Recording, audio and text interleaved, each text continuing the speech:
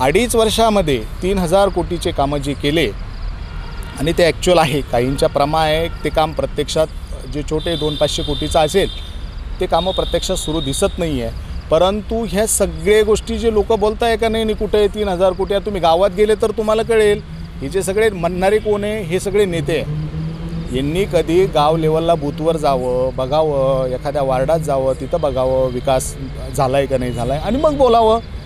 आता ह्या माणसाला जर 2.5 वर्षामध्ये इतकं काम करू शकला आणि पुढील आणखीन जर 5 वर्ष ह्या माणसाला जर मिळाले तर वैजापूर तालुक्याचा चेहरा मोहरा नक्की बदलण्याचा प्रयत्न हे सर करणार आहे.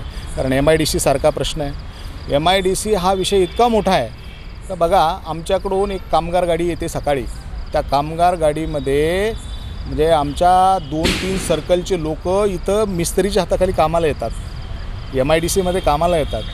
जर MIDC झाली तर त्या ठिकाणी ते लोक तिथंच काम करतील.